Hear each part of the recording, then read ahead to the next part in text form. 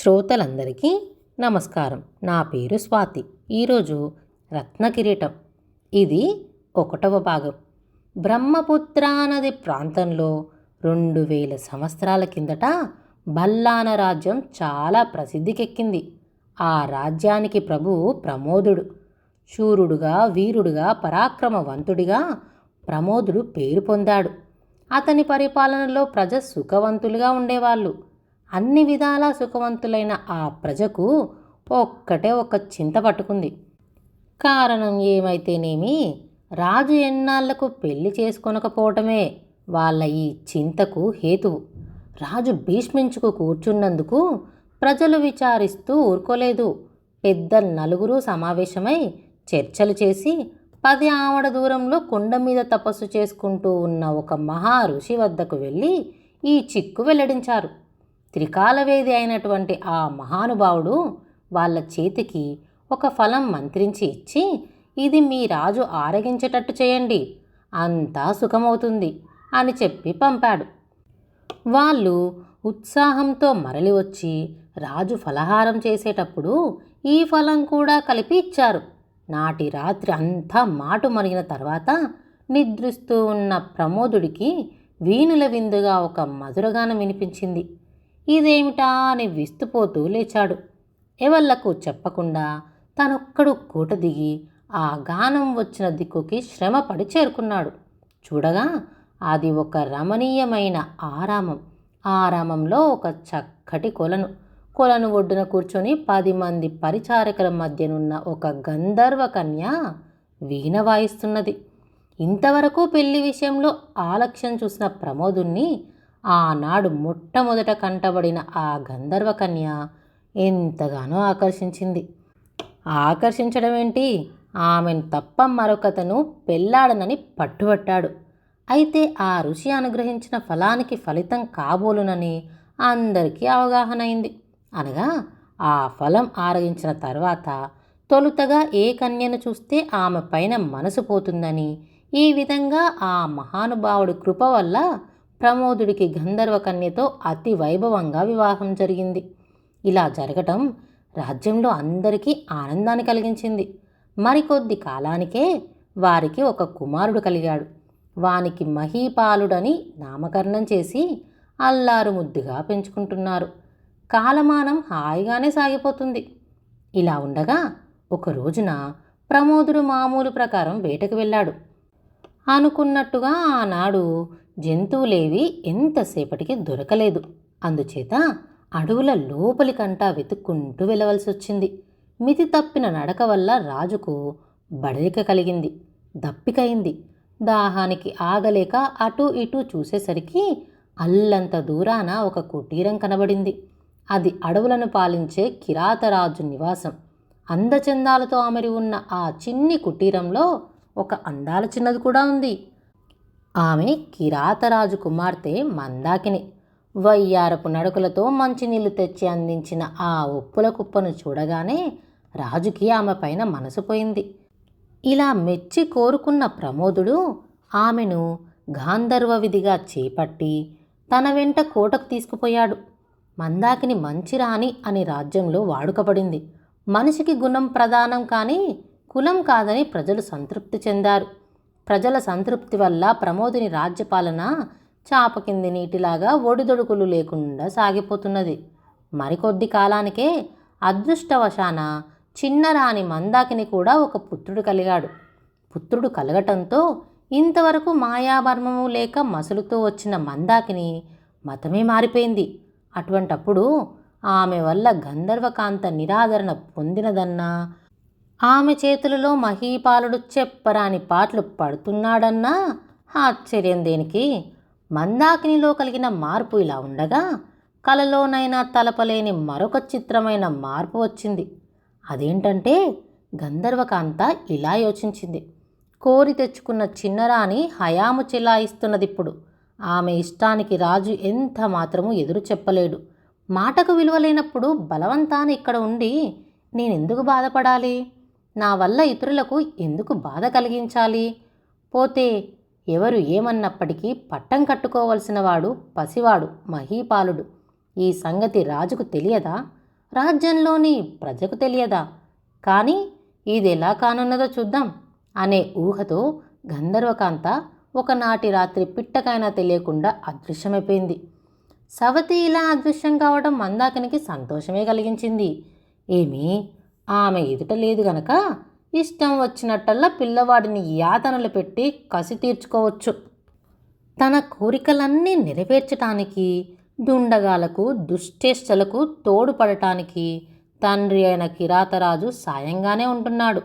ఇప్పుడు ముఖ్యంగా తన ముద్దు బిడ్డడైన అర్ధకర్ముడికి పట్టం కట్టించాలి అనే పట్టుదల ఆమె మనసులో వృద్ధి పొందుతూ వచ్చింది. ఆమెకు ఈ కాంక్ష వృద్ధి అయిన కొద్దీ సవతి బిడ్డ పట్ల కాఠిన్యం ఎక్కువ కాసాగింది. కొడుకు మీది మక్కువ ఎంతగా ఎక్కువైందంటే సవితి బిడ్డడిని హతమారిస్తే కానీ తన కుమారుడు గద్దె ఎక్కడానికి వీలు పడదు అనే నిశ్చయానికి వచ్చింది. ఎటువంటి దారుణానికి ఒడిగట్టడానికైనా ఆమె మనసు వెనుకాడలేదు. ఎప్పుడైతే ఈ విషబీజాలు ఆమె హృదయంలో పడినాయో ఆ క్షణం నుంచి అవి మొలకెత్తి పెరుగుతూనే ఉన్నాయి. రాత్రింబవళ్ళు తిండి నిద్ర లేకుండా మందాకిని ఈ సమస్యను గురించే తీవ్రంగా ఆలోచన చేస్తుంది. ఈ కోరిక ఫలించడం కోసమే ముక్కోటి దేవతలకు మొక్కుతున్నది. ఆమె ఆలోచనలు ఫలించేందుకు తగిన అనుకూల పరిస్థితులు కూడా అమరటానికి ఎంతో కాలం పట్టలేదు. ఉన్నట్టే ఉండి బల్లాన రాజ్యంలో ఒక చిత్రమైన వదంతి వ్యాపించింది. గంధర్వులు దేవగణానికి చెందిన వాళ్ళు. దేవతలను మానవులు వివాహం చేసుకోవటం అనేది కేవలము విడ్డూరము, శాస్త్రవిరుద్ధమున్ను. ప్రమోదుడు కనీవిని ఎరుగని ఇటువంటి పని చేయటానికి సాహసించాడు. తీరి కూర్చుని గంధర్వకాంతను పెండ్లాడినాడాయే. పైగా ఆమె వల్ల కుమారుణ్ణి కూడా కన్నాడాయే. ఈ పరిస్థితుల్లో దేవతల కోపకారణం వేరే వెతకాలనా? ఇక్కడికి 2 ఏళ్ల నుండి వర్షాలు ఎత్తికట్టడానికి, పంటలు నాశం కావడానికి ఇదే కారణం అంటూ ఈ విధంగా దేశమంతటా వదంతి మోగిపోతుంది. ఆ నోట ఈ నోట పాకి ఈ మాటలు రాజు చెవిన పడగానే ప్రమోదుడు కలవరపడ్డాడు. ఇది నా పొరపాటు కాదే, లోకక్షేమం కోరే ఒక ఋషి చేసిన పని. ఆయన ప్రోద్బలమే లేకుంటే నేను బ్రహ్మచారిగానే ఉండిపోదునే. ఆ మహానుభావుడి దీవెనకు విరుద్ధంగా ఇప్పుడు ఈ పుకారు ఎందుకు పుట్టింది? ఈ వివాహం వల్లనే ఇటువంటి అరిష్టం కలుగుతుందంటే ఆయన నన్నెందుకు ప్రోత్సహిస్తాడు అంటూ తనలో తను తర్కించుకొని తత్తరపడసాగాడు. తత్తరపడ్డాడే కానీ రాజు ఒక తీర్మానానికి రాలేకపోయాడు. ఇటువంటి సమస్యలను పరిష్కరించడానికి, ఇదమిద్దని తేల్చడానికి సమర్థులు పూర్వం నుంచి రాజగురువులైన పురోహితులే. కనుక తక్షణమే రాజు ఆస్థాన పురోహితుణ్ణి పిలిపించాడు. మనసులో కలిగినటువంటి బాధ వెల్లడించి గత్యంతరమేమిటని ప్రశ్నించాడు. పురోహితుడు కూడా ఈ వివాహం శాస్త్రవిరుద్ధమేనని నిష్కర్షగా చెప్పాడు. అయితే మరి దీనికి పరిహారం ఏంటి అనే ప్రశ్న వచ్చేసరికి కలవెలపడ్డాడు. ఏమి, ఒక వంక అమాయకుడైన పసివాడు మహీపాలుడు కళ్ళ వెలుగ్గా కనిపిస్తున్నాడు. మరొక వంక భీకర స్వరూపం దాల్చి రాణి మందాకిని కఠోర స్వరంతో హుంకరిస్తున్న దృశ్యం కనిపిస్తున్నది.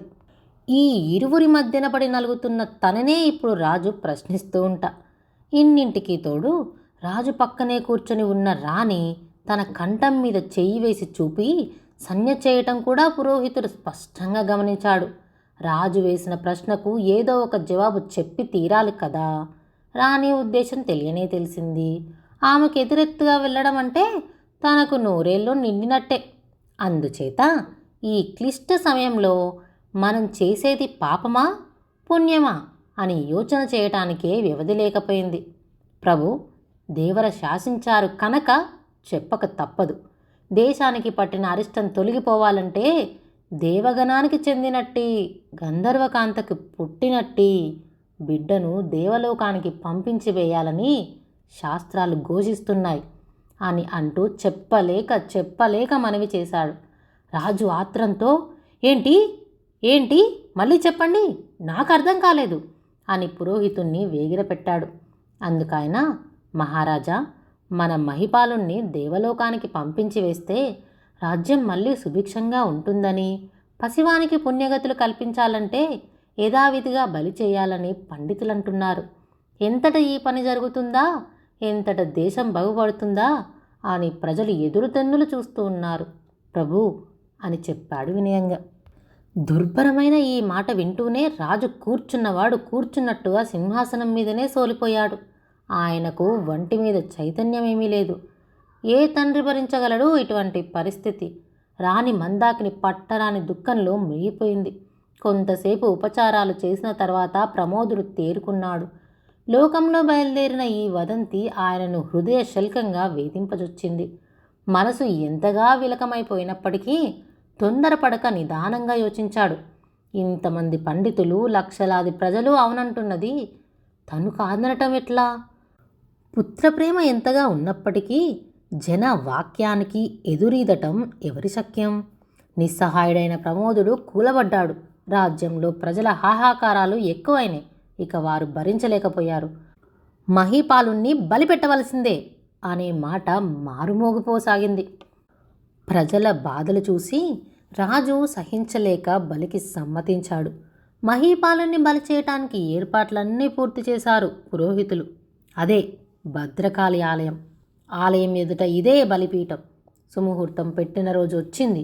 పెద్దలందరూ సమావేశమయ్యారు. అక్కడ విరగబడిన అశేష జనం ఇసుక వేస్తే రాలటం లేదు. అంతా నిశ్శబ్దం.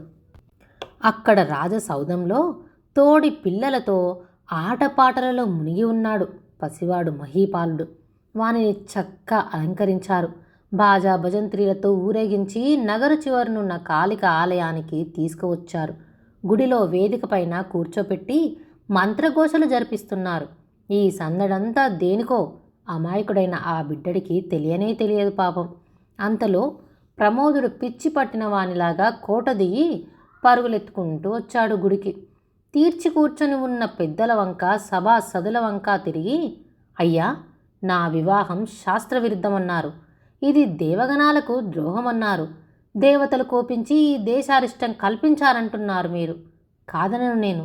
ఇందుకు పరిహారంగా బిడ్డన్ని బలి ఇవ్వటానికి కూడా ఆటంక పెట్టను. కానీ నాది ఒక చిన్న కోరిక ఉంది. అది మాత్రం నెరవేర్చండి అన్నాడు దీనంగా. ఏమిటది అని ప్రశ్నిస్తున్నట్టుగా అందరూ ఒక్కసారి రాజువైపు తిరిగారు. ప్రమోదుడు తుదిసారి బాలుణ్ణి చేరదీసుకున్నాడు.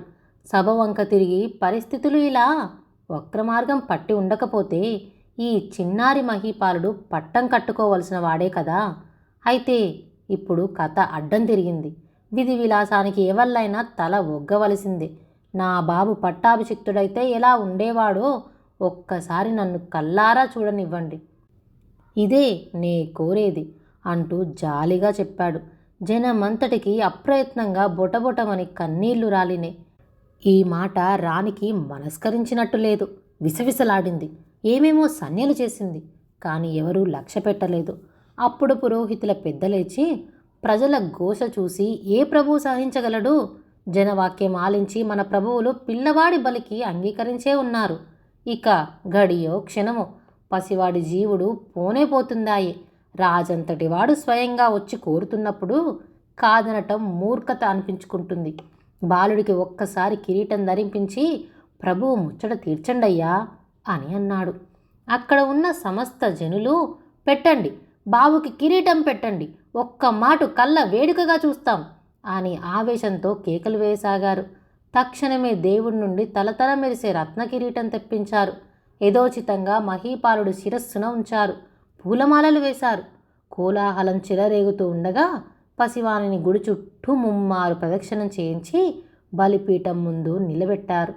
మంత్రఘోషల మధ్య పురోహితుడు జై శంకరి, జై భవానీ అంటూ కత్తి ఎత్తాడు. ఆ లక్షలాది ప్రజల నేత్రాలన్నీ పసివానిపైనే నిలిచి ఉన్నాయి. ఆ క్షణంలో, ఆగాగు, మహీపాలుని తలపైన ఉన్న రత్న కిరీటం తీయాలి అంటూ కేక వేశాడు కిరాతరాజు. అందరూ నిశ్చేష్టులయ్యారు. అందరితో పాటు దుఃఖసాగరంలో మునిగి ఉన్న ప్రమోదుడు విస్తుపోయాడు. వెంటనే పురోహితుడు ఎత్తిన కత్తిని కింద ఉంచి మహీపాలుని తలపైనున్న రత్నకిరీటం తీద్దామని 2 చేతులు చాచాడు.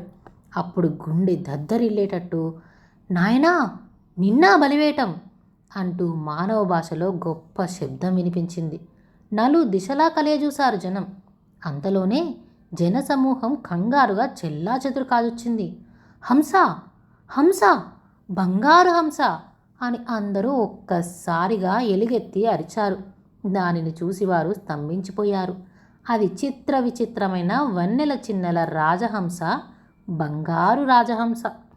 ఇందాక వినబడిన పలుకులు ఈ రాజహంస పలికినవే అని దాని కంఠస్వరం పెద్దరాణి అయిన గంధర్వకాంత కంఠస్వరమేనని పిల్లవాళ్ళకు కూడా తెలిసిపోయింది. అయితే అది ఎలా అక్కడికి వచ్చిందో మాత్రం ఎవరూ కనిపెట్టలేకపోయారు. మహీపాలుడు అమ్మా అమ్మా అనుకుంటూ పోయి గట్టిగా ఆ హంస మెడను చుట్టేసుకున్నాడు. వెంటనే రత్న కిరీటధారి అయిన మహిపాలుణ్ణి వీపు పైన ఎక్కించుకొని అది ఎగిరి చక్కా పోయింది.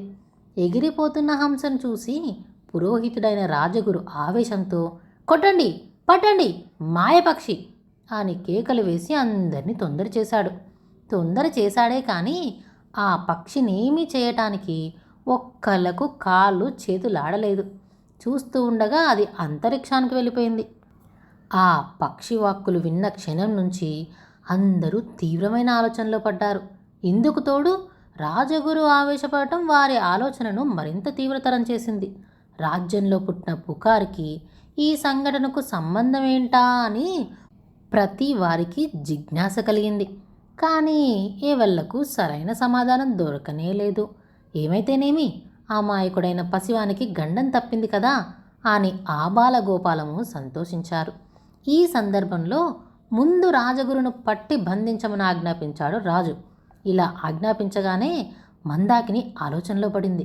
క్షణం కూడా నిలవక ఒక్క లిప్తలో ఆమె అంతఃపురం చేరుకుంది. ఇదంతా కనిపెట్టి చూస్తూ ఉన్న ఆమె తండ్రి కిరాతరాజు ఏదో గడబిడ ఉన్నట్టు పసికట్టి ఆమె వెనకాతలే తను వెళ్ళాడు. అతడు వెళ్ళేసరికే మందాకిని శయ్యామందిరంలో పడుకొని ఉంది. తండ్రి ఆమెను చేరదీసుకొని అమ్మడు, జరిగిందేదో జరిగింది, విచారించకు, అది ఒక మేలే, పసివాడు ప్రాణాలతో వెళ్ళిపోయాడు అని ఇంకా ఏమో చెప్పబోతూ ఉండగా మందాకినికి శరీరంలో ఒక విధమైన బాధ ప్రారంభమైంది. నాన్న క్షమించు, ఇంతవరకు లోకంలో మంచిదాన్ని అనిపించుకున్నాను. ఇప్పుడు నలుగురు నోళ్ళల్లో పడటం ఇష్టం లేదు. తీరా తొందరపడి రాజగురు చిక్కుకున్నాడు. రేపు జరగబోయే విచారణలో నిజానిజాలు బయలుపడక తప్పదు. అందుకనే అనేటంతలో ఆమెకు ఒంట్లో భరింపరాని ఆవేదన పుట్టుకొని వచ్చింది. ఆవేదనతోనే ఆమె అతి ప్రయత్నం చేసి నాన్న పసివాన్ని చూసుకో, జాగ్రత్త, అన్నయ్యను కూడా ఇక్కడికే వచ్చేసి ఉండిపోమను. నాకు కాలం సమీపించింది, మాట్లాడలేను. నేను చేసిన పని మట్టుకు గొడవ కానీయకు నాన్న, పసివాడు అర్ధకర్ముడు అంటూ ప్రాణం విడిచింది. తన కూతురు మహీపాలుడికి కలిగిన కష్టాలు చూడలేక గుండె పగిలి మరణించిందని కిరాతరాజు విలపింపసాగాడు. అంతలో ప్రమోదుడు వచ్చాడు. దురదృష్టవంతుణ్ణి, చేతులారా పెద్దరాణిని పోగొట్టుకున్నాను, పసివాడైనా ఉన్నాడు కదా అని ధైర్యపడేటంతలో విపరీతమైన ఈ అవాంతరం వచ్చిపడి వాడు కాస్త ఎగిరిపోయే, పోనీ ఇక వాని గురించి భయం లేదు, తల్లి దగ్గరకు చేరుకున్నాడు కదా అని సంతోషించేటంతలో నా మందాకిని కూడా నన్ను మోసగించిపోయిందే. నా గతి ఇంకేం కాను, ఎవరు నాకు దిక్కు? ఆ మాయదేవుడు ఇన్ని పాటలు తెచ్చిపెట్టడానికి నేనేం పాపం చేసుకున్నాను అంటూ వల ఏడ్చాడు. నిమిషంలో ఈ వార్త నగరమంతా అల్లుకుపోయింది. మరణించిన మందాకిని పైన అందరికీ జాలి కలిగింది. మరికొద్ది రోజులకే విచారణ వచ్చింది. ఉన్నది ఉన్నట్టు చెప్పాడు రాజగురు. కుట్రంతా చిన్నరానిదేనన్నట్లు ఆయన సంజాయిషి వల్ల తేలింది. కూతురు పన్నిన కుట్రలో సాయపడటానికే కిరాతరాజు ఇక్కడ తిష్ట వేశాడని చెప్పి తన మాటలు బలపరుచుకోవడానికి చూశాడు రాజగురు. కానీ ఆయన మాటలు కళ్ళు నమ్మలేదు. చనిపోయిన రాణి మీద నేరం తోసేసి తను తప్పించుకోవడానికి చూస్తున్నాడని అందరూ ఉద్దేశపడ్డారు. రాజు ఉగ్రుడయ్యాడు. పట్టం కట్టుకోవలసిన మహీపాలుణ్ణి పొట్టన పెట్టుకోబోయిన మహాపాపివి నీవు. రాజ్యకాంక్షతో అమాయక ప్రజను రెచ్చగొట్టావు, ఘోషపెట్టావు, రాజ్యమంతా అల్లకల్లోలం చేసి వేశావు, నా హృదయంలో చిచ్చు పెట్టావు. నిన్నేం చేసే పాపముంది? ద్రోహి, పో, నా ఎదుట మరి కనబడకు, నా రాజ్యం వదిలిపో అంటూ మండిపడి రాజగురిని కోట అవతలకు గెంటించి వేశాడు. ప్రజలు ఆయనను చూసి ఛీ ఛీ అని అన్నారు. రాజు పరాభవింపగా, లోకులు ఈసడింపగా తలవంపులతో బల్లాన రాజ్యం వదిలిన రాజగురు మరి వెనుతిరిగి చూడనే లేదు. జన్మలో ఇంతవరకెన్నడూ ఇటువంటి అనుభవం ఎరిగి ఉండలేదాయన. ఆ సమయాన తన కుటుంబం ఏమైపోతుందోనని చింత కూడా లేకపోయింది ఆయనకి. భార్యాబిడ్డలను చూసుకుపోదామనే దృష్టే కలగలేదు. బల్లాన రాజ్యం అనే ఈ గడ్డపైన క్షీణమైనా నిలవకూడదు. ఇదే ఆయన చేసుకున్న నిశ్చయం. ఇది తప్ప మరే ఆలోచనకు మనసులో తావులేకపోయింది. ఇంతటి వైరాగ్య భావంతో రాజగురు ఒక్క లక్ష్యమూ సంకల్పమూ లేకుండా కాళ్ళు ఎక్కడికి తీసుకపోతే అక్కడికే సాగిపోతున్నాడు. పోయి రాజగురు ఒక అటవీ ప్రాంతం చేరుకున్నాడు. అలసి ఒక చెట్టు కింద కూలపడ్డాడు. సోలిపోయిన ఆ సుకుమార ప్రాణికి కొనుకు పట్టినట్టయింది. కొంచెం సేపటికల్లా గుర్రపు డెక్కల టక టక శబ్దం వినిపించింది. అంతలో ఒక యువకుడు ఆ దారిన వచ్చాడు. వచ్చి రాజగురుని చూస్తూనే గుర్తుపట్టాడు. అతడే కిరాతరాజు కొడుకు మందపాలుడు. ఆ ప్రదేశమే కిరాతరాజ్యం. నిమిషంలో రాజగురునకు సమస్త ఉపచారాలు జరిగినాయి. మరుక్షణంలో ఆయన కిరాతరాజు దివ్య కుటీరంలో ఉన్నాడు. అటు తర్వాత రాజగురు ఎంతో దీనంగా తన స్థితిగతులన్నీ మనసు విడిచి మందపాలనికి వెల్లడించాడు. అందుకు మందపాలుడు ఆయనను ఊరడిస్తూ, గురూజీ, ప్రపంచాలను నడిపించగల ప్రజ్ఞావంతులు మీరు తలచినంత మాత్రాన జగాలు కంపించిపోతాయి. తాము ఇలా వాపోవడం పాడి కాదు. ధైర్యం వహించండి. మీ ఆశీర్వాద బలం ఉంటే సరే. ఇదిగో కత్తి చేత పట్టి చెబుతున్నా, ఏ రోజున మందపాలుడు బల్లాన రాజ్యం సింహాసనం అధిష్ఠిస్తాడో ఆ క్షణమందే మీకు సమస్త సౌఖ్యాలు సమకూరినవని నమ్మండి అంటూ భీషణ ప్రతిజ్ఞ పట్టాడు. ఈ శపథానికి రాజగురు సంతోషించాడు. అయితే గాఢమైన ఆలోచన కూడా కలిగింది. మందాకిని మాట విన్నాను, చెడ్డాను, నలుగురు నోళ్లల్లో పడ్డాను. పోతే ఆ కిరాతరాజు నా పట్ల అనుకూలంగా ఉన్నట్లే కనిపిస్తాడు, కానీ పని వచ్చేసరికి తప్పుకొని తటస్థంగా ఉంటున్నాడు. అతని నటన అంతుపట్టకుండా ఉంది. ఉండడమేంటి, అతనికి మనవని మీదనే మమకారం. వానిని విడిచి క్షణం నిలవలేడు. ఇప్పుడు చూడగా ఈ మందపాలనికి రాజ్యకాంక్ష పట్టుకున్న సంగతి స్పష్టమైంది. తోడుగా ఉండి వీనికి బల్లాన రాజ్యం దఖలు పరిస్తే అన్ని విధాలా నాకు మేలేటట్టు తోస్తుంది. పైగా మందాకిని మూలంగా వచ్చిన చెడ్డ పేరు మాసిపోయి ఎప్పటి గౌరవం ఏర్పడవచ్చు. అలా ఏర్పడిన నాడు నా చాకచక్యానికి లోకము మెచ్చుకుంటుంది. పోతే అటు ప్రమోదిని పైన కిరాతరాజు మీద కూడా ఇష్టం వచ్చినట్లు పగ సాధింపవచ్చు. ఇన్ని పనులు ఒక్క మారుగా నెరవేర్టానికి ఇదే చక్కటి అదును. ఈ తరుణం పోనీయకూడదు అంటూ యోచించి, నాయనా, సరే, మన చేతిలో ఏముంది, చేతనైన పని చేసి చూద్దాం లోపం లేకుండా అని అన్నాడు.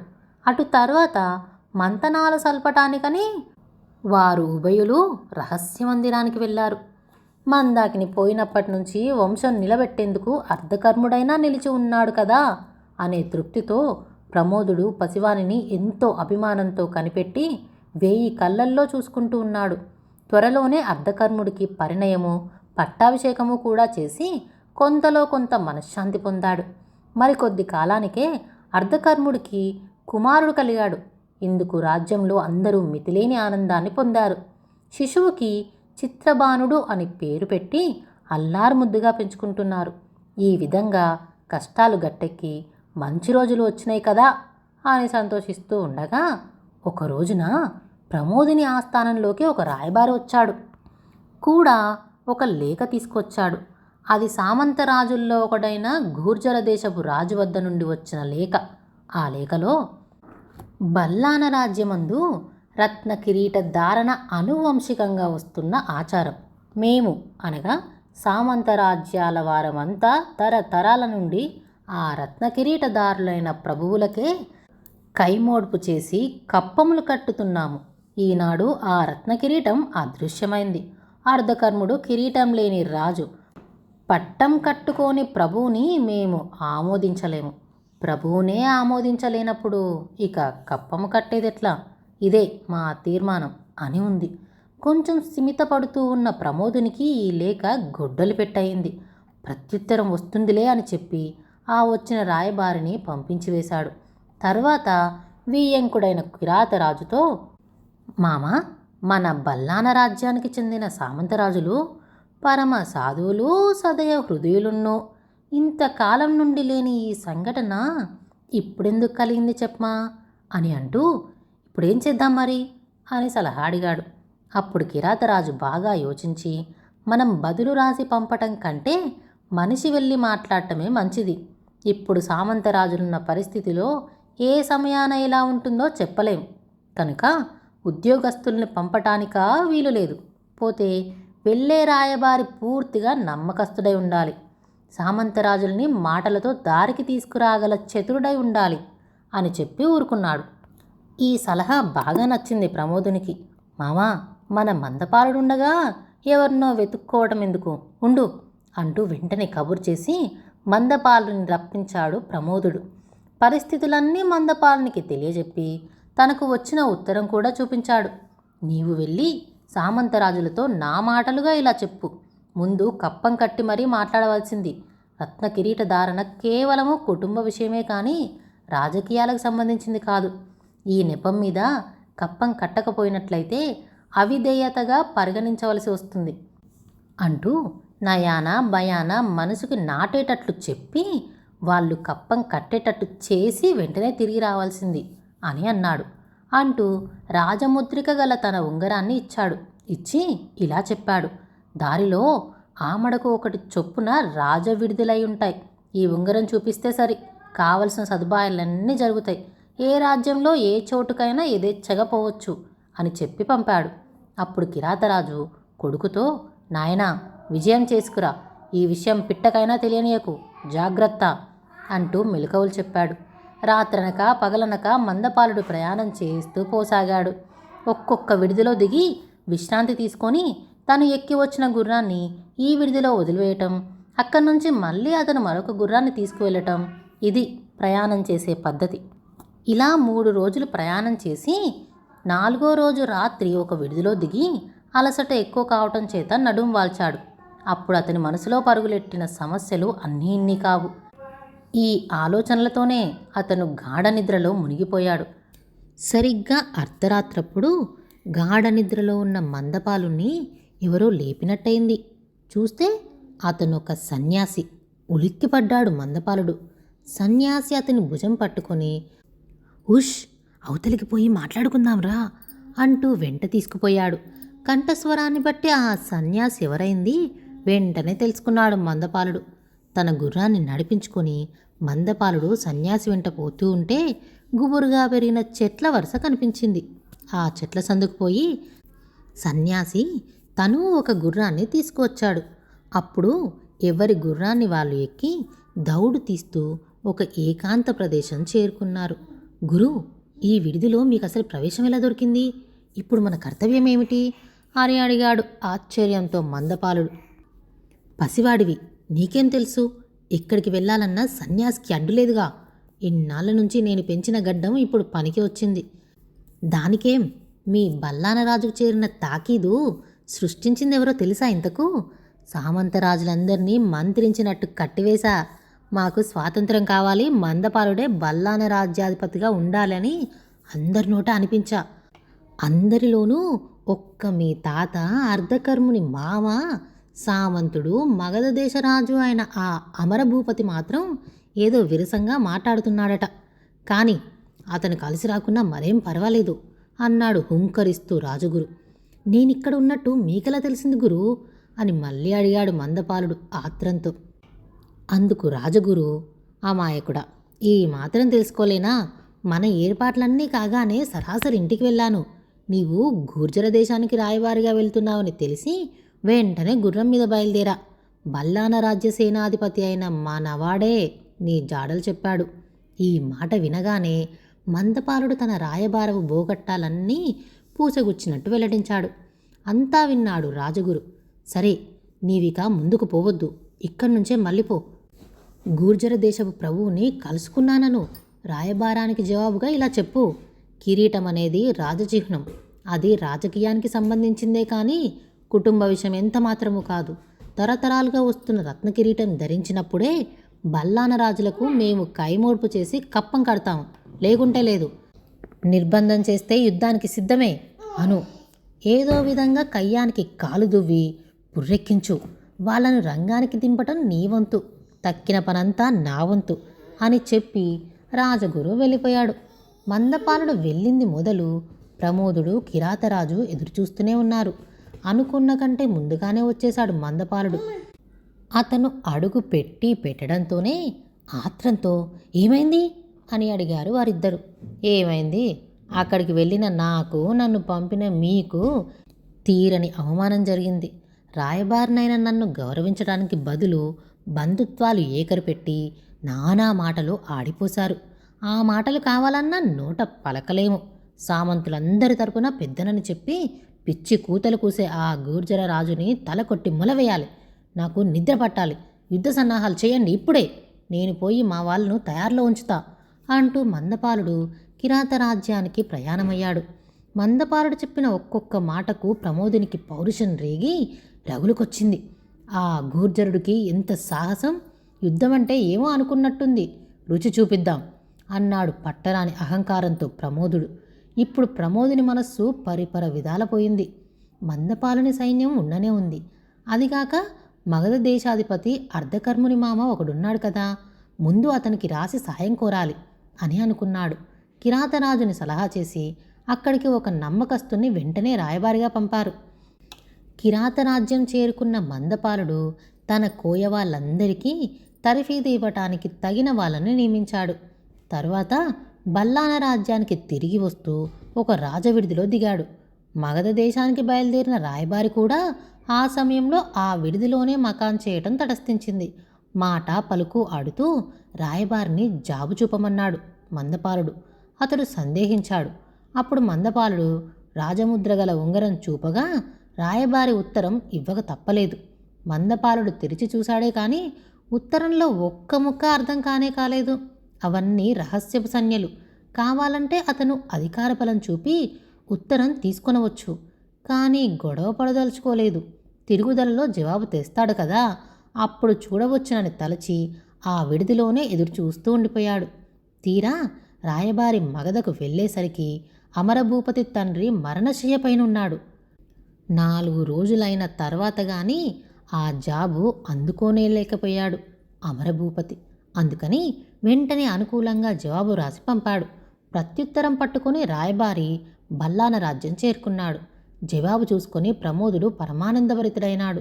రాయబారి కోసం వీధిలో వేచి ఉండి మందపాలుడు విసిగిపోయాడు. వీడు టక్కరి మరొక దారిని తప్పించుకుపోయి ఉంటాడు అని అనుమానించి బల్లాన రాజ్యం పోకుండానే ఇంటి ముఖం పట్టాడు. ఏమంటే తను ఇక్కడ రాయబారి కోసం కనిపెట్టుకొని ఉండగా రాజగురు ఒకవేళ తన కోసం ఇంటికొచ్చాడేమో. మందపాలుడు ఇంటికి వెళ్ళేసరికి నిజంగా రాజగురు రానే వచ్చాడు. రాయబారిని గురించిన వృత్తాంతం అంతా విని, సరే మంచి పనే చేశావు. ఏమైనా మనం చాలా జాగ్రత్తగా ఉండవలసిన సమయం సుమా ఇది.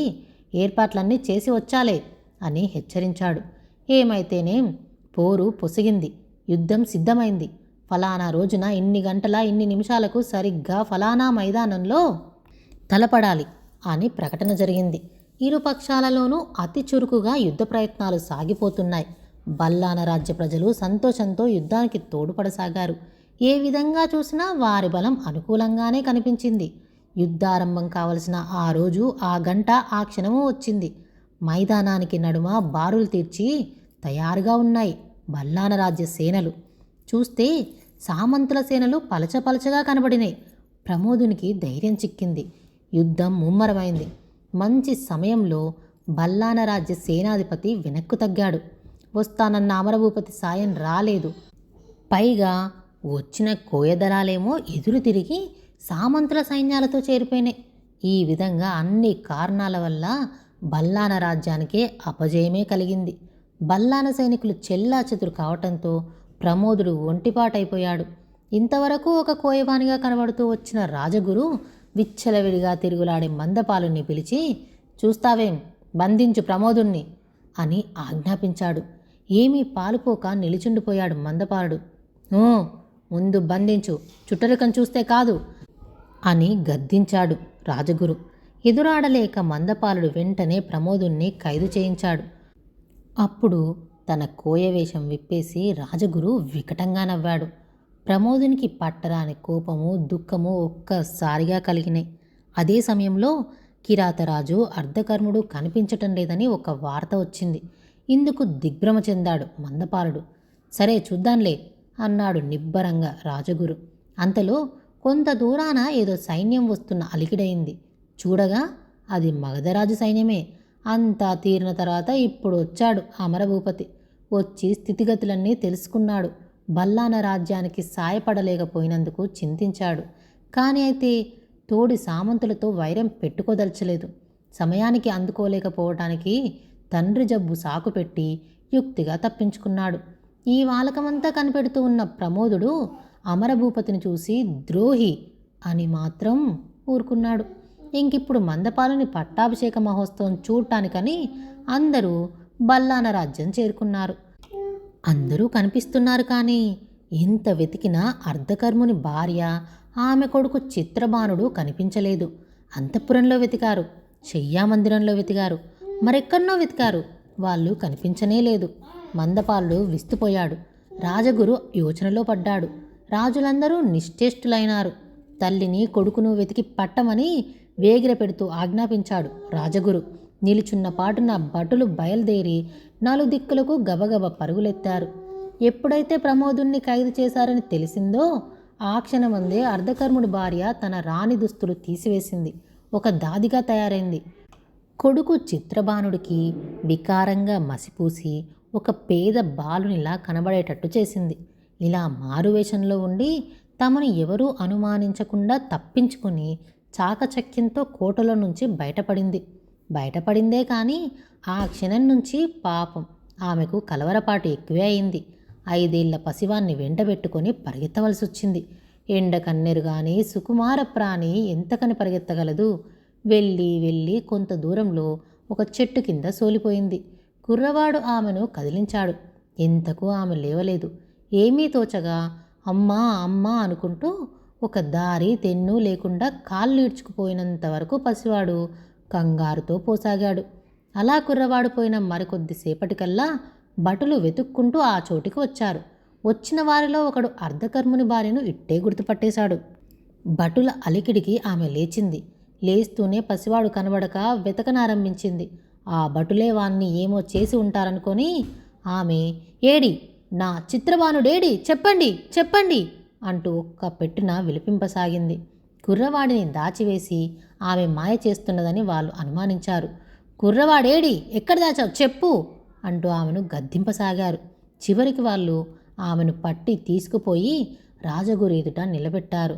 రాజగురు ఉగ్రుడయ్యాడు. ప్రమోదుణ్ణి వేసిన గది పక్కనే దీనిని పడవేయండి. పట్టాభిషేకం కాగానే చూసుకోవచ్చు. మాయలవాడు చిత్రబాణుణ్ణి పట్టండి. ఆ దుర్మార్గుడు కిరాతరాజుని అర్ధకర్ముణ్ణి కూడా వెతకండి. శత్రుశేషం ఉండకూడదు అన్నాడు కఠోరంగా. అప్పుడు రోజుకుంటూ వచ్చాడు ఒక సేవకుడు. ప్రభు, కిరాతరాజు అర్ధకర్ముడు చచ్చిపోయారు అని చెప్పాడు. ఈ మాట వింటూనే చచ్చారు, వదిలింది పీడ అన్నాడు రాజగురు ఏదో పెద్ద భారం దిగిపోయినట్టుగా. ఆ కుర్ర వెధవను కూడా వెతికి పట్టండి అంటూ హెచ్చరిక కూడా చేశాడు. అంతలోనే యుద్ధరంగం నుంచి ఆ 2 కలైబరాలను సిపాయిలు మోసుకొచ్చారు. రాజగురు అలా అన్నందున మందపాలుడు మనసులోనే చాలా ఖేదపడ్డాడు. కానీ ఏమీ అనలేకపోయాడు. తండ్రి మరణానికి ఎంతగానో దుఃఖించాడు. ఇది కనిపెట్టాడు రాజగురు. మందపాలునికి తిరుగా తండ్రిపైన మమకారం కలగటం చూసి అతనికి వానియందు వెంటనే విరక్తిభావం పొడమింది. ఈ వార్త చెవిన పడిందే చెరులో ఉన్న ప్రమోదుడు కూలిపోయాడు.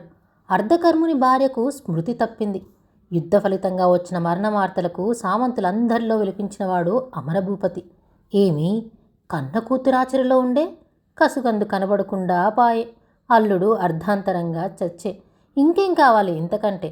తీరని దుఃఖంలో మునిగి ఉన్న అతను పట్టాభిషేకంలో పాల్గొనేదేమిటి?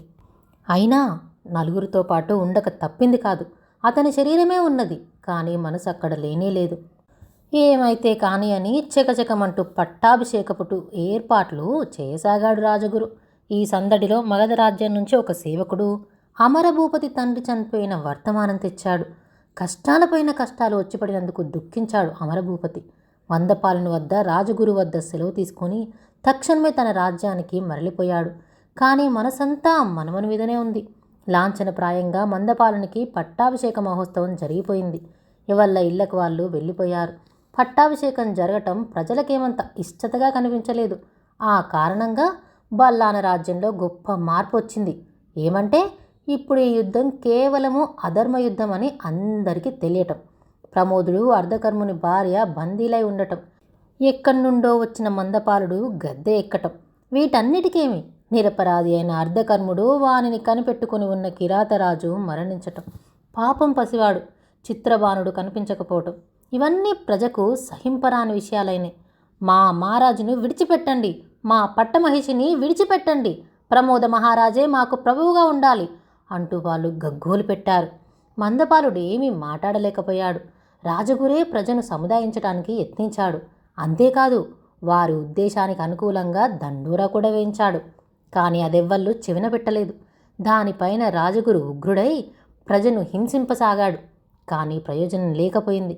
ఇంకిప్పుడు హింసా మార్గం వల్ల ప్రజను దారికి తీసుకురాలేము అని రూఢి చేసుకున్నాడు రాజగురు. అయితే మరి ఎలా లొంగదీయటం అని యోచించి, ఒక 7 ఏళ్ల వరకు ఏ విధమైన పన్నులు మీరు కట్టనక్కర్లేదు అనంటే చచ్చినట్టు ప్రజ మన దారికి వస్తారు కదా అని నిశ్చయించుకున్నాడు. అయితే ఆ 7 ఏళ్ళు రాజ్యాంగాన్ని నిర్వహించటం ఎలా? బల్లాన రాజ్యపు ఖజానా యుద్ధం వల్ల ఖాళీ అయిపోయిందే, ఏం చేసేది? బాగా ఆలోచించి రాజగురు వెంటనే ఒక తాకీదు ఇలా సామంతరాజులందరికీ పంపించాడు. మీరు నిష్కారణంగా ప్రకటించిన ఈ యుద్ధంలో బల్లాన రాజ్య ప్రజ ఎక్కువగా నష్టపడి నలిగిపోయారు. వారిని కాపాడటం ప్రభువులమైన మాకు, మా సామంతులైన మీకు విధి అయి ఉన్నది. 7 ఏళ్ల వరకు ప్రజ నుండి పన్నులేమీ వసూలు చేయకూడదని, మన రాజ్యం మామూలు స్థితికి వచ్చే వరకు అవసరమైన సదుపాయాలన్నీ వారికి చేయాలని నిశ్చయించాము. ఈ పని కొనసాగాలంటే మీరందరూ చాలా తోడ్పడాలి. ఇప్పుడు జరుగురుగా ఈ సమయంలో ఖజానాకు చేరవలసిన కప్పము 2 కట్టడం మీరు చేయవలసిన మొట్టమొదటి సాయం అని ఆ తాకీదులో వ్రాసి ఉంది. తాకీదు చూడగానే సామంతులందరూ చేరి గూర్జరరాజు పెద్దరికం కింద సమావేశమయ్యారు. ఉన్న మహారాజును వదులుకొని లేనిపోని కష్టాలు కొని తెచ్చుకున్నామే అని వారు చాలా విచారించారు. ఎంత చర్చించినా ఫలితం తేలలేదు. చివరికి వారు అమరభూపతిని కలుసుకొని యోచించారు. అనుభవజ్ఞుడైన అమరభూపతి మంచి చెడ్డలు ముందు వెనుకలు బాగా యోచించి, ఇప్పుడు మనం ఓర్పు వహించవలసిన పరీక్షా సమయం. మనం ఏ పాటి ఉద్రేకపడినా, ఏం చేసినా ఆ రాజగురు ఆధీనంలో ఉన్న ప్రమోదుడికి, అర్ధకర్ముని భార్యకు ప్రమాదం కలగవచ్చు. రాజగురు బహుక్రూరుడు, ఏ పనికైనా వెనుదీయడు. కనుక ఈ పరిస్థితిలో వాడు ఎటువంటి హింసలు పెట్టినా అణిగిమణిగి ఉండటమే మంచిది. ఇప్పుడు మనం ఆ పసివాన్ని ఎలా అయినా వెతికి తెచ్చి కాపాడుకోవటం ముఖ్యం అంటూ సలహా చెప్పాడు. సామంతరాజులకి ఈ మాటలన్నీ బాగా నచ్చినాయి. కొంతమంది వెంటనే పసివాన్ని వెతకడానికి గుర్తులు చెప్పి చార్లను నలుదిక్కులా పంపించారు. అతని సలహాను అనుసరించి సామంతులందరూ ఇలా ప్రత్యుత్తరం రాసి పంపించారు. మీరు వచ్చి మాకు బోధించిన హితువులన్నీ అక్షరాల శిరసావహించాము. మాకు యుద్ధం కొరకు చాలా ఖర్చులైనవి. రత్నకిరీటం లేని రాజులకు కప్పం కట్టనక్కర్లేదని చెప్పగా నిజమేననుకుని నమ్మి అప్పుడు అలా జవాబు రాశాము.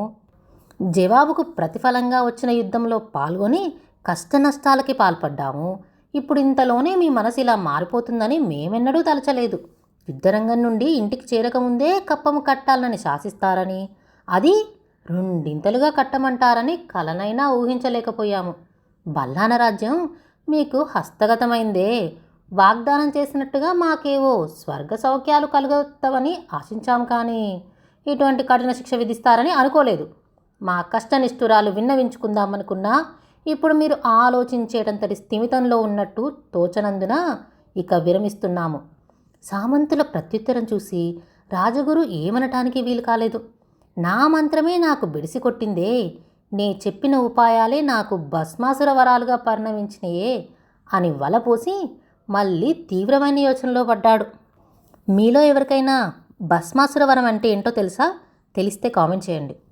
అటు ప్రజల ఘోష, ఇటు సామంతుల దూషణ గట్టిగా ఒత్తిడి చేస్తే ఎక్కడ యుద్ధానికి వస్తామంటారో అన్న భయం చేత వాళ్ళని ఏమీ అనలేకపోయాడు.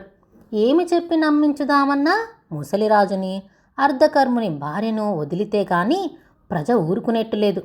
విడిచిపెట్టితే కథ అడ్డం తిరుగుతుందాయరే. ఎలా? ఇందులో ముందు ఒక అవాంతరమైన దాటితే కానీ వీలులేదు. అప్పుడు మెరుపులాగా ఒక యోచన తట్టింది. అయితే తనతో మందపాలుడు ఏకీభవిస్తాడు అనే నమ్మకం లేకపోయింది. కొడుకును చేరబిలిచి రాజగురు తన మనసులోని వ్యూహం వెల్లడించాడు. కొడుకు వెంటనే ఆమోదించాడు.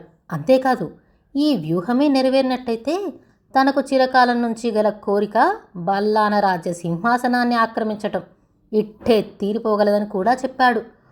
కొడుకు ఈ అభిలాషను వెల్లడించగానే రాజగురు మనసు అతి చిత్రంగా మారిపోయింది.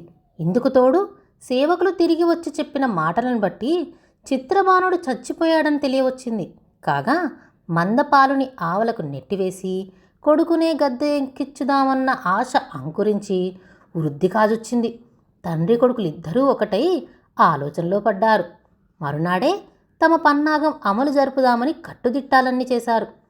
నేనక్కడనే ఉండి స్వయంగా ఏర్పాట్లన్నీ చూస్తాగా అని తండ్రికి ధీమా చెప్పాడు పిన్నవాడు. కొడుకు తెలివితేటలకి ధైర్య సాహసాలకి రాజగురు లోలోన సంతోషించాడు. ఇంకేముంది, తన ముద్దుల కొడుకు బల్లాన రాజ్య సింహాసనంపై కూర్చొనుంటే కళ్ళ వేడుకగా చూడటం రోజులలో పనే కదా అని పొంగిపోయాడు. తండ్రి కొడుకులు అనుకున్న ప్రకారం ఆనాటి రాత్రి రాజగురు కొడుకు పనివాళ్లను రప్పించి అద్భుతమైన సాధనాలేవో ఇచ్చి కారాగారానికి నిప్పు ముట్టించమని ఆజ్ఞాపించాడు. ఏ ఏ తావులు ముందుగా అంటుకోవాలో చెప్పాడు. పైగా ముట్టించవలసిన సమయం కూడా చెప్పాడు. ఇదంతా ఎవళ్ళకూ తెలియదు. అనుకున్న కంటే ముందుగానే నిప్పంటుకుంది. చూస్తూ ఉండగానే మంటలు ఎగసి వచ్చినాయి. అప్పుడు అక్కడికి వచ్చిన రాజగురు కొడుకునకు అకస్మాత్తుగా సంశయం కలిగింది. ప్రమోదుడి గది అంటుకుందా లేదా? అర్ధకర్ముని భార్య ఉండే గది ఆహుతయిందా లేదా? ఈ వేగిరపాటుతో అతను ఆ 2 గదుల వద్దకు గబగబమంటూ పోబోయాడు. కానీ అంతలోనే మండుతూ ఉన్న దూలం మీద పడింది. చూడబోతే నగరమంతా గోల గోల. కంగారుతో లేచారు ప్రజలు. అటూ ఇటూ పరుగులెత్తారు. కాళ్ళు ఒళ్ళు కాల్చుకున్నారు. ఏకధారగా ఏడ్చారు. పెడబొబ్బలు పెట్టారు. ఈ ఏడుపులేమీ లక్ష్య పెట్టలేదు అగ్నిదేవుడు. తన పని తను చేసుకొని పోతూనే ఉన్నాడు. అప్పుడే జ్వాలలు ఆకాశానికి అంటుతున్నవి. రాత్రి పగలుగా వెలిగింది. కాస్త నిబ్బరం కల వాళ్ళంతా నీళ్లు మోసి అగ్గి ఆరవబోయారు. ఇసుక తెచ్చి పోయసాగారు. ధైర్యవంతులు చొరుచుకుపోయి వీలైనంత వరకు కారాగృహపు గదుల తాళాలు పగలగొట్టి లోపలి వాళ్ళను బయటికి తీసుకొచ్చారు. అంతలో ఈ వార్త కోటలోకి ప్రాకిపోయి మందపాలుడికి తెలిసింది. కలవరపడ్డాడు.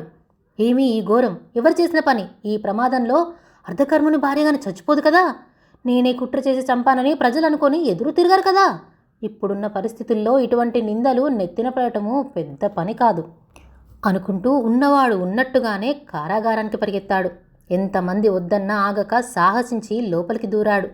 ప్రమోదుడు బంధింపబడిన గది తాళాలు పగలగొట్టి మరుక్షణంలోనే ప్రమోదుణ్ణి భుజాలపైన వేసుకుని బయటికొచ్చాడు. తిరిగి వెళ్ళి అర్ధకర్ముని భార్య ఉండే గది పగలగొట్టి చూశాడు. ఆమె మసిబారి చచ్చిబడి ఉంది. ఇది విని అందరూ గొల్లుమన్నారు. ఈ వార్త విన్న ప్రతి వాళ్లకు లోకమే చీకటిగా తోచింది. తాళం బిగించి ఉండటం వల్ల తప్పించుకుందామన్నా ఆమెకు వీలు కాలేదు. ఘోరం, దుర్భరం. ఇంకా ఎంతోమంది తక్కిన గదులలో చచ్చిబడి ఉన్నారు. అంతలో రాజగురు అక్కడికి వచ్చాడు. మంటలు చూశాడు. మతిపోయినట్టుగా కారాగారం అంతటా కలియతిరిగాడు. తలవని తలంపుగా దూలం కింద తన కొడుకు చచ్చిపడి ఉండటం చూసి స్మృతి తప్పి అక్కడనే సోలిపోయాడు. తల్లిని విడిచిపోయిన చిత్రబాణుడికి మిత్రానందుడు అనే ఒక మహారుషి దర్శనమైంది. ఆ మహర్షి ఎవరో కాదు, ఆనాడు ప్రమోద మహారాజుకి ఫలం మంత్రించి ఇచ్చిన సిద్ధుడే. మిత్రానందుడు మహాయాగం ఒకటి తలపెట్టాడు. సంకల్ప సిద్ధి కోసమని శిష్య బృందంతో సహా బల్లాన రాజ్యానికి సమీపంలోనే ఒక అరణ్యమందు ఇప్పుడు ఉనికి ఏర్పరచుకొని ఉన్నాడు. యాగాన్ని గురించిన ప్రయత్నంలో బయలుదేరిపోతూ ఉండగా అదృష్టవశాత్తు ఈ చిత్రబాణుడు తారసపడ్డాడు. చూస్తూనే ఆయన దివ్యదృష్టి వల్ల పసివాని పుట్టు పూర్వోత్తరాలు తెలుసుకున్నాడు. అబ్బాయి, ఆ మాసిపోయిన పైగుడ్డ విప్పి అవతల పారవేసేయ్ అని అన్నాడు. వెంటనే వాణ్ణి తను కూడా ఆశ్రమానికి తీసుకుపోయాడు. మిత్రానందుని శిష్యకోటిలో చేరినప్పటి నుంచి చిత్రవానుడు అతి చురుకుగా అంచీల మీద విద్యలన్నీ అభ్యసింపసాగాడు. సమస్త శాస్త్రాలు నేర్చి గురువుకు ప్రియ శిష్యుడైనాడు. మిత్రానందుడు వానిని ఎంతో ఆదరంతోనూ అభిమానంతోనూ చూస్తూ తగిన వాళ్ళ చేత గుర్రపు స్వారీ, విలు విద్య మొదలైనవన్నీ నేర్పించి గొప్ప ప్రవీణునిగా తయారు చేశాడు. ఈ విధంగా చిత్రబాణుడు 10 సంవత్సరాల పాటు మిత్రానందుని ఆశ్రమంలో ఉండేసరికి అతడొక వీరునిగా శూరునిగా రాణించే లక్షణాలన్నీ వానిలో కనబడినాయి. బాగానే ఉన్నది ఇంతవరకు. అయితే పాపం పసివాని విషయంలో గట్టి చిక్కు ఒకటి తటస్థించింది. అతని విద్యాభ్యాసమైతే దిగ్విజయంగానే పూర్తయింది. సమస్త శాస్త్రాలలోని ప్రవీణుడయ్యాడు. కానీ చిత్రబాణుడికి రోజూ ఒక చిత్రమైన కల రావటం ప్రారంభించింది.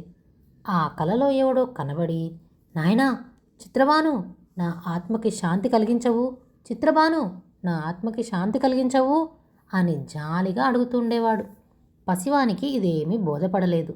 రోజు రోజుకి ఆ కలలో కనబడే వ్యక్తి ఇంకా ఎక్కువ జాలిగా బతిమాలినట్టు అనిపించింది.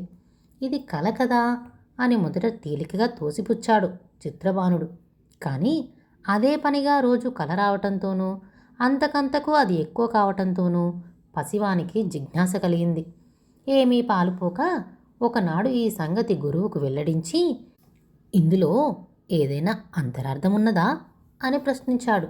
అందుకు మిత్రానందుడు, లేకేమి నాయనా, ఇలాంటి కళ నీకు రావటంలో ఎంతో అంతరార్థమున్నది, విను అని ఇలా ప్రారంభించాడు. ఒకప్పుడు ఇంద్రసభలో ఒకానొక గంధర్వుడు ఉండేవాడు. అతనికి 2 భార్యలు. పెద్ద భార్యకు ఒకడు, చిన్న భార్యకు ఒకడు కొడుకులున్నారు. ఆ గంధర్వునికి దేవేంద్ర సభలో గొప్ప ఉద్యోగం. ఆ ఉద్యోగానికి గడువు 20 సంవత్సరాలు.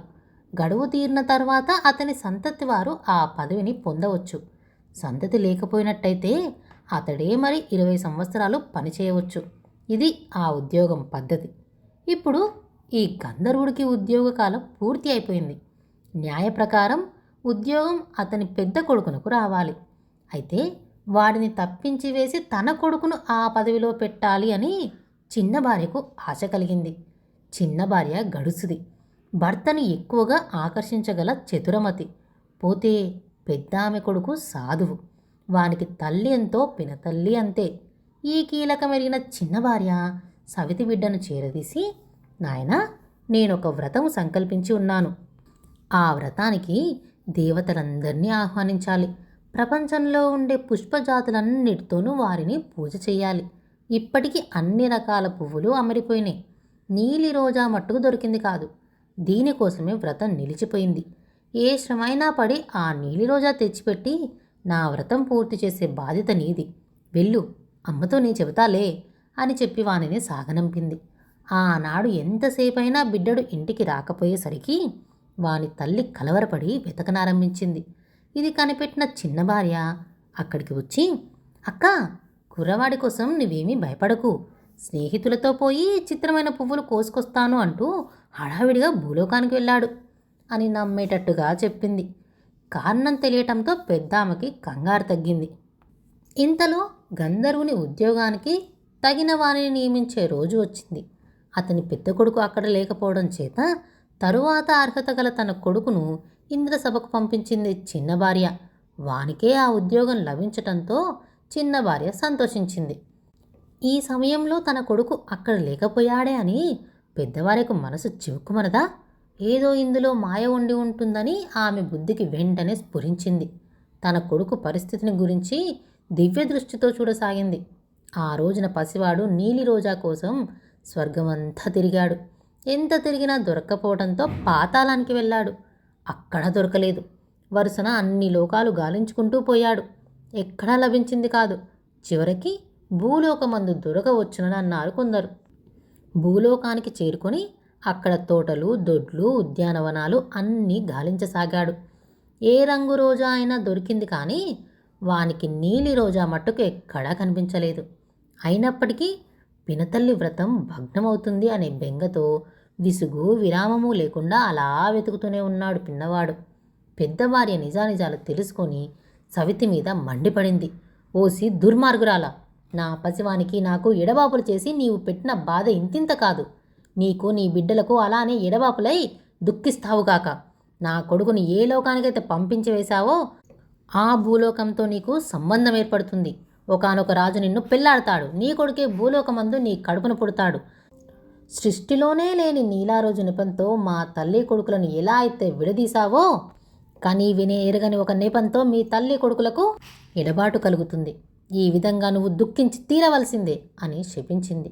తన బిడ్డను వెతికి తెమ్మని తక్షణమే చెలికత్తెలను భూలోకానికి పంపింది.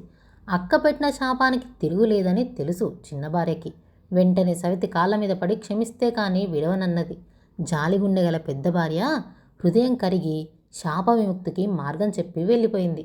అప్పుడు అక్కడికి వచ్చిన గంధర్వుడు సంగతులన్నీ గ్రహించాడు. జరిగిన దానికి విచారించి లాభం లేదు. కానీ అవసరమైనప్పుడల్లా నేను నిన్ను కనపడితేనే ఉంటానులే అంటూ అనేక విధాల చిన్న భార్యను ఓదార్చాడు. అంతలో శాపం పొందిన ఆ చిన్న భార్యకు స్వర్గలోకపు విషయాలన్నీ విస్మృతిలో పడిపోయినాయి. ఆమె అదృశ్యమైంది. ఆమె కుమారుడు కూడా తల్లిలాగానే విస్మృతి చెంది అదృశ్యమయ్యాడు.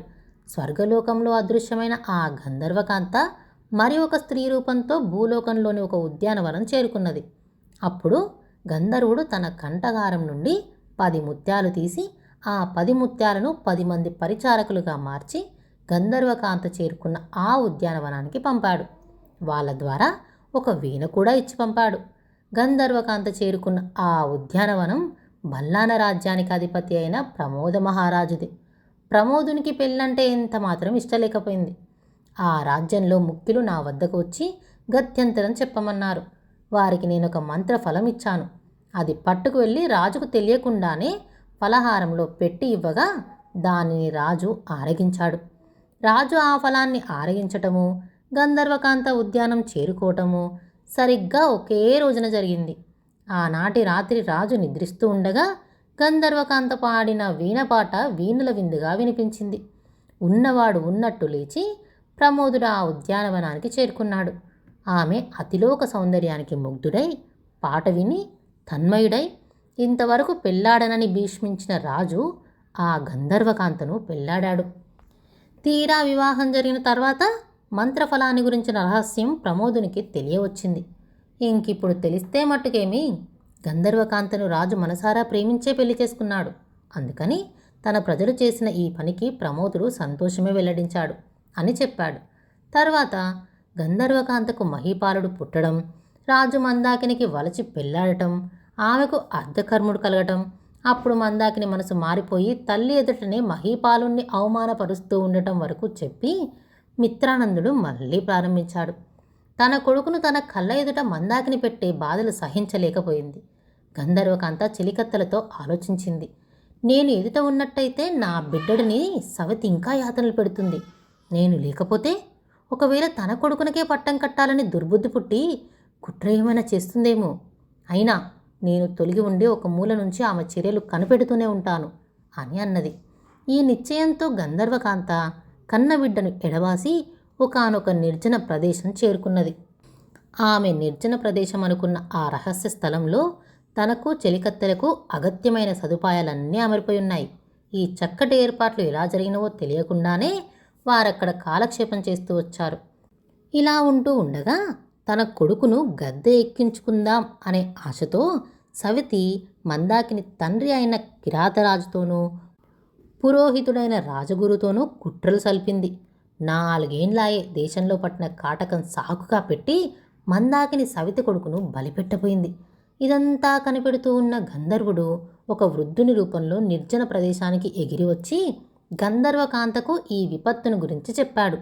చెప్పడమే కాదు, ఆమె ఒక రాజహంసగా మారిపోగల శక్తినిచ్చి ఆమెతో ఉన్న 10 మంది చెలికత్తెలను తిరుగా 10 ముత్యాలుగా మార్చివేసి కంఠహారంలో చేర్చి ధరించుకున్నాడు.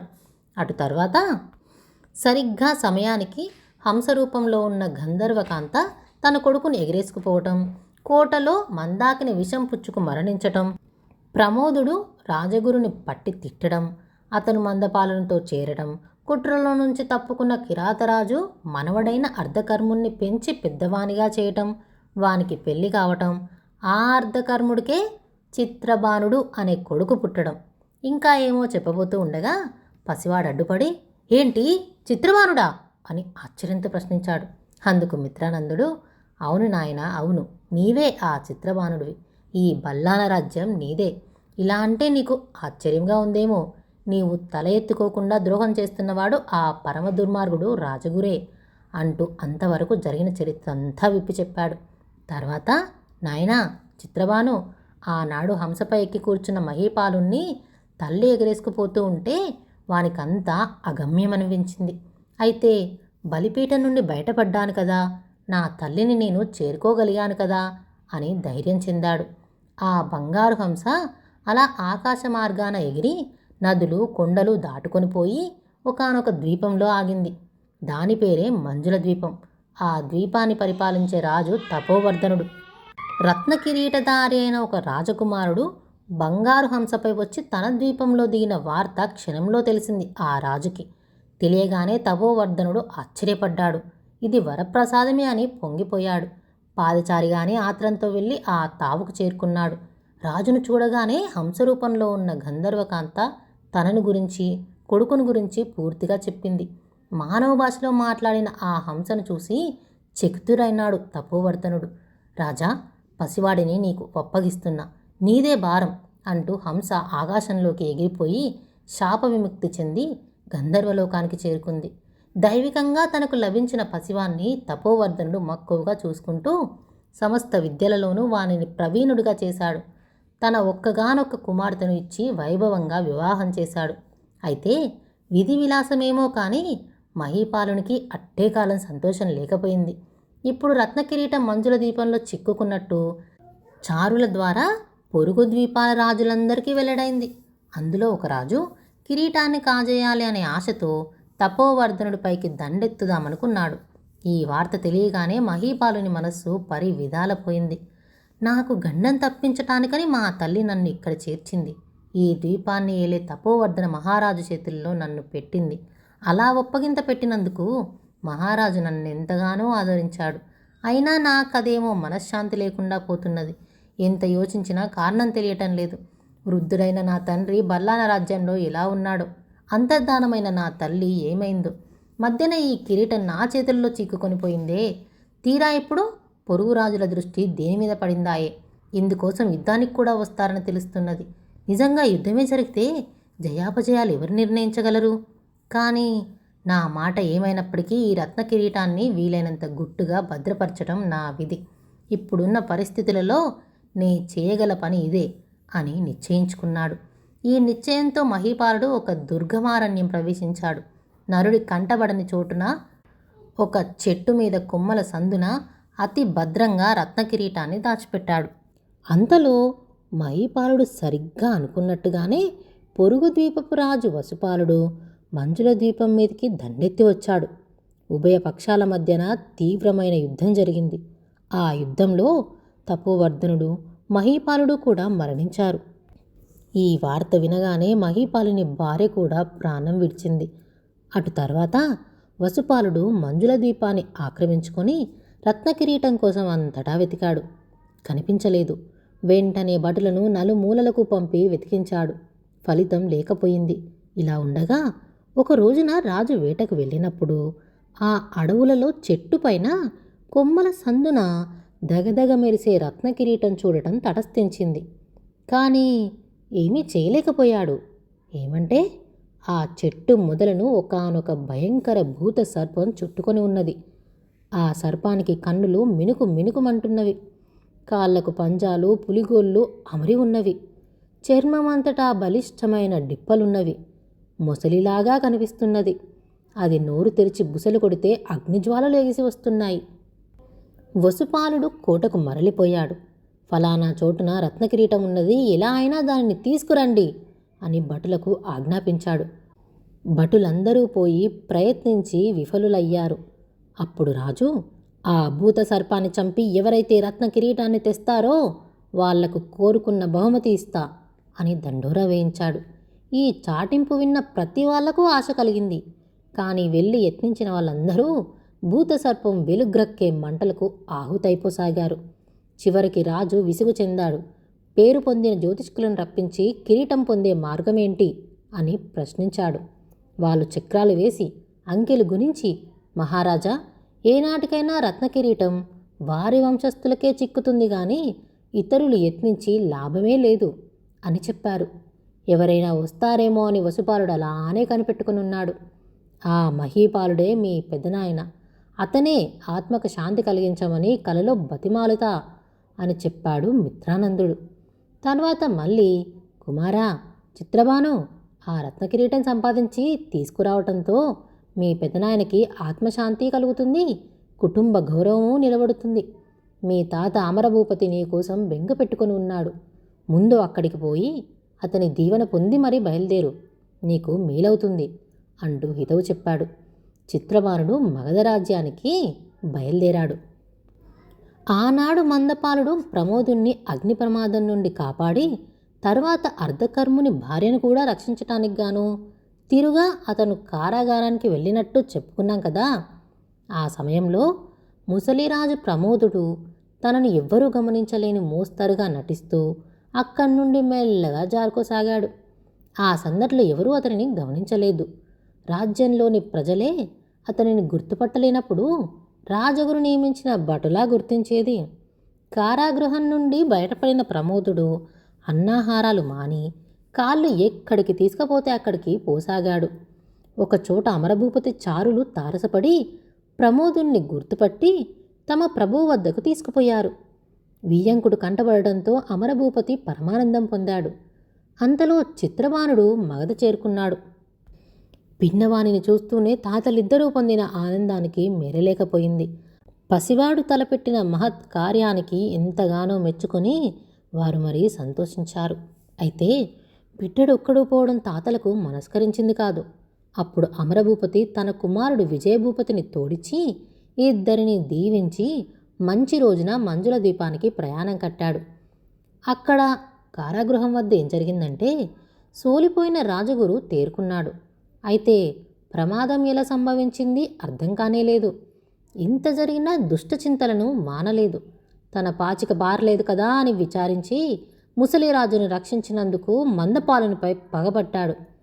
ఇంతకు ప్రమోదుడు కనపడకపోగా కలవరపడ్డాడు. చివరకు పోనీ ముసలివాడు ఎక్కడ చస్తే మనకేం అని తలచి ఉపేక్ష వహించాడు.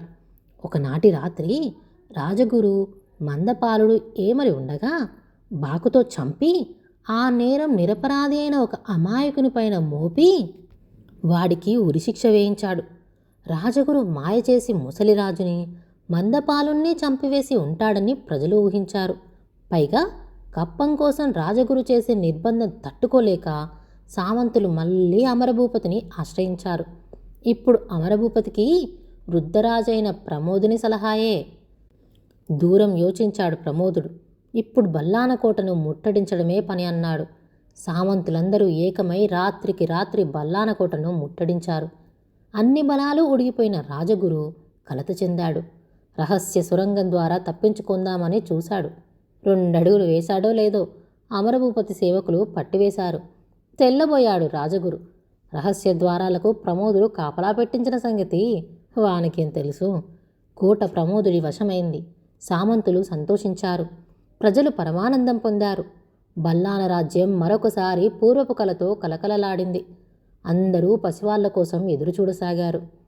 చిత్రబాను విజయభూపతి కలిసి అష్ట కష్టాలు పడి చివరికి మంజుల ద్వీపం చేరుకున్నారు. వసుపాలుడు వాళ్ళిద్దరినీ ఎంతగానో ఆదరించి గౌరవించాడు. మీకోసమే ఎదురుచూస్తున్నాను అన్నాడు. ఈనాటికి మళ్ళీ రత్నకిరీటం బల్లాన రాజ్యం చేరుకోబోతుందంటే నాకు అపరిమితమైన సంతోషంగా ఉంది అన్నాడు. అందరూ అరణ్యం చేరుకున్నారు. చెట్టుకు చుట్టుకుని ఉన్న భూత సర్పాన్ని గురించి వసుపాలుడు చిత్రబానుణ్ణి హెచ్చరించాడు. కిరీటం తేవాలనే ఆత్రంతో చిత్రబానుడు సాహసించి చెట్టు వద్దకు వెళ్ళాడు. భయంతో ఆశ్చర్యంతో అందరూ చూస్తున్నారు. చెర్రున ఖడ్గం దూశాడు చిత్రబానుడు. సర్పాన్ని ఒక్క వేటు వేయబోయాడు. చిత్రమేంటో గాని ఖడ్గం తగలటంతో ఆ భయంకర సర్పం ఒక చక్కటి గంధర్వుడిగా మారిపోయింది. అప్పుడు ఆ గంధర్వుడు చెట్టుపైనున్న రత్న కిరీటం తెచ్చి చిత్రబానుని చేతులలో పెట్టాడు. నాయనా, నాకు శాప విముక్తి కలిగించావు. ఇన్నాళ్ళుగా ఇందుకోసమే నేను అందరికీ కలలో కనబడి నా ఆత్మకు శాంతి కలిగించమన్నాను. ఈ పని ఎవళ్ళు నెరవేర్చలేకపోయారు. ఎప్పటికైనా నీవే ఈ పనికి తగినవాడవనే నమ్మకంతో ఉంటూ వచ్చాను నేను. యుద్ధంలో ప్రాణం పోయినా ఈ భూతసర్పంగా ఆకారం తాల్చాను. వంశ మర్యాదను నిలబెట్టి ఆత్మకు శాంతి కలిగించిన నీకు కిరీటం ఒప్పగించి వేశాను. ఇక నాకేమీ చింతలేదు అని చెప్పి ఆ గంధర్వ రూపంలో ఉన్న మహీపాలుడు అదృశ్యమయ్యాడు. ఇదంతా చూస్తూ ఉన్న వసుపాలునికి అపరిమితమైన ఆశ్చర్యం కలిగింది. అంతేకాదు, కిరీటాన్ని ఎలా అయినా కాజేయాలనే తహతహ ఎక్కువైంది. తన ఉద్దేశాన్ని భార్యతో చెప్పాడు. ఆ మాటలు అతని కూతురు జయంతి కూడా విన్నది. ఎట్లా అయినా వాళ్ళిద్దరినీ కాపాడడానికి నిశ్చయించి ఆమె తన చిలికెత్త సహాయంతో సగం రాత్రి వేలప్పుడు 3 గుర్రాల్ని కోటవాకిట సిద్ధం చేయించింది. మాటు మరిగిన తరువాత పసివాళ్ళిద్దరూ ఉండే గదిలోకి వెళ్ళి వెంట రమ్మని వాళ్లను వేగిరపెట్టింది. వాళ్ళు సంశయించటం చూసి జయంతి, నా మాట వినండి, నా తండ్రి మిమ్మల్ని చంపేందుకు వస్తున్నాడు. అమ్మతో చెబుతూ ఉంటే చెవులారా విన్నాను. రత్నకిరీటం కోసమని ఈ ద్వీపం మీద దండెత్తిన మా నాయన చేతులారా మీకు దానికి ఒప్పగించి ఊరుకుంటాడా? మీరు ఈ కోటలో ప్రవేశించినప్పుడే మేడ మీద నుండి నేను మిమ్మల్ని చూశాను. చూసినప్పటి నుంచి మీకు ఏ అపాయము కలగకుండా చేయమని దేవుళ్లకు మొక్కుతూనే ఉన్నాను. నా తండ్రి ఎంత దురాశపరుడు కాకుంటే నన్ను ఒక శతవృద్ధికిచ్చి పెళ్లి చేయనిశ్చయిస్తాడా? నాకు తల్లి ఉండి ఒకటే లేక ఒకటే. ఆమెకు మా నాయన కంటే ధనాశ హెచ్చు. అందుకని ఏమన్నా చేస్తుంది. నన్ను ఈ ఆపద నుండి తప్పించండి, తీసుకుపోండి, ముగ్గురము పారిపోదాం, ఏర్పాట్లు చేసే వచ్చా అని అన్నది. ఆ నడిరాత్రప్పుడే వసుపాలుడు అనుకున్న ప్రకారం వాళ్ళని చంపటానికని బయలుదేరాడు. అంతలో ఒక సేవకుడు పరిగెత్తుకుంటూ వచ్చి, ప్రభు, అమ్మాయి గారు అంతపురంలో లేరు. ఈ సంగతి మనవి చేద్దామని వస్తే ఏలిక దర్శనం కాలేదు. అందుకని వెతుక్కుంటూ ఇక్కడికి వచ్చాను అని చెప్పాడు. ఈ మాట వింటూనే రాజు తను వచ్చిన పని మరిచి వానితో అంతఃపురానికి వెళ్ళాడు. అదే సమయాన ఆ గది నుండి ముగ్గురు రత్నకిరీటంతో సహా యువతలకి వచ్చి సిద్ధంగా ఉన్న 3 గుర్రాలపైన ఎక్కారు. మేడ మీద రాజు వీళ్లను చూశాడు. వాళ్ళ కుట్రను వెంటనే పసిగట్టి ఒడిలో కత్తిని చెర్రున విసిరాడు. దురదృష్టవశాస్తు అది చిత్రబాణుని వీపు లోపలికి దూసుకుపోయింది. చిత్రబాణుడు దానిని గభీమని లాగివేశాడు. కోట పైనుంచి వసుపాలుడు, పట్టండి, పట్టండి అని కేకలు వేసాగాడు. వెంటనే అశ్వికులు బయలుదేరారు. కానీ వాళ్ళని పట్టడం సాధ్యం కాలేదు. వాళ్ళు తీరం చేరుకొని పడవకు లంగరు విప్పి క్షణంలో సాగిపోయారు. తరుముకు వచ్చిన అశ్వికులు చేసేది లేక వాళ్ళు వెళ్ళిపోతూ ఉంటే నిల్చొని ఓడవైపు చూస్తూ ఉన్నారు. ఓడలో ఎక్కగానే జయంతి, విజయభూపతి కలిసి చిత్రబాణుడికి సమస్తమైన ఉపచారాలు చేశారు. ఎంత చేసినా విసిరిన కత్తి విషపూరితమైనది కావటం చేత దాని పని అది చేస్తూనే ఉంది. అయినా చిత్రబాణుడు ధైర్యం వదలలేదు. తన బాధ పైకి తెలియనీయలేదు. అక్కడ బల్లాన రాజ్యంలో ఓడ దిగిందని వినగానే అశేష జనము ఉప్పొంగిపోయారు. చిత్రబాణుడు రత్నకిరీటాన్ని తాత చేతులలో పెట్టాడు. ప్రమోదులు చెప్పరాని ఆనందం పొందాడు. పసివాని పట్టాభిషేకానికి వెంటనే ఏర్పాట్లు చేయించమన్నాడు అమరభూపతితో. అయితే అంతలోనే పసివాడికి ముంచుకు వచ్చింది. వెంటనే రాజు మిత్రానందుని వద్దకు మనిషిని పంపాడు. కానీ యజ్ఞయాగాదులు ముగించుకొని అతడు ఎప్పుడో వెళ్ళిపోయాడు. చిత్రబాణుని పట్టాభిషేక ముహూర్తం సమీపించింది. కానీ పసివాడు మంచం మీద పడుకునే ఉన్నాడు. చుట్టూ అందరూ చేరారు. చిత్రబాణుడు అందరినీ కడసారి చూశాడు. జయంతి చేతిని, విజయభూపతి చేతిని కలిపి జలజల బాష్పాలు రాలుస్తూ కనుమూశాడు. అతను అస్తమించటంతో బల్లాన రాజ్యమే దుఃఖసాగరంలో మునిగిపోయింది. వృద్ధరాజు ప్రమోదునికి హృదయంలో చిచ్చు పెట్టినట్టయింది. ఆయన కన్నుల నుండి వలవల రాలే బాష్పదారులకు తెరిపిలేకపోయింది. మరుక్షణంలోనే కన్నులు చింతనిప్పులలాగా ఎర్రబడినాయి. ఎక్కల్లేని కోపం రత్నకిరీటం మీద వచ్చిపడింది. గబగబా రత్నకిరీటం ఉండే గదిలోకి వెళ్ళి దానిని తీసి బలం కొద్దీ నేలకు వేసి కొట్టాడు. దెబ్బతో కిరీటం ముక్కలైపోయింది. కాంతులు విరజిమ్మే రత్నాలన్నీ రవ్వలై మినుగురు పురుగులలాగా మెరుస్తూ చెదిరిపోసాగినాయి. నా వంశాన్ని నిర్మూలన చేసిన ఈ రత్నకిరీటం ఉండేమి లేకేమి. అయ్యో, నా చిన్నారి చిత్రబాణుడు సింహాసనం మీద కూర్చుండగా ఈ కిరీటం ధరించి ఉండగా చూసే భాగ్యం లేకపోయింది కదా. వాడి పట్టాభిషేకం కలగాసినట్టు అయిపోయిందే. నా ఆశలన్నీ అడిగంటిపోయినాయే. ఇంకా నేను బతికి ఎందుకు ఉన్నట్టు అంటూ అనేక విధాల వాపోయాడు. మరుక్షణంలో మళ్ళీ ఉగ్రుడయ్యాడు. ఒడలు వణికిపోసాగింది. కాళ్ళు తడబడినాయి. ఆవేశం పట్టలేక బట్టలు చింపుకున్నాడు. జుత్తు పీక్కున్నాడు. పిచ్చివాన్లాగా అటు ఇటు అడుగులు వేస్తూ, ఏడి, నన్ను నా కుటుంబాన్ని నాశనం చేసిన దుర్మార్గుడేడి, రాజగురు ఏడి అంటూ ఉరుములు ఉరిమాడు. రాజు కాళ్ళు రత్నాల రవ్వల మీద పడగా జర్రన జారిపోయాడు. మరి లేవలేదు. ఇంతటితో రత్నకిరీటం కథ కంచికి మనం ఇంటికి. ఇలాంటి మరెన్నో కథలు వినాలంటే ఈ ఛానల్ని సబ్స్క్రైబ్ చేసుకోండి.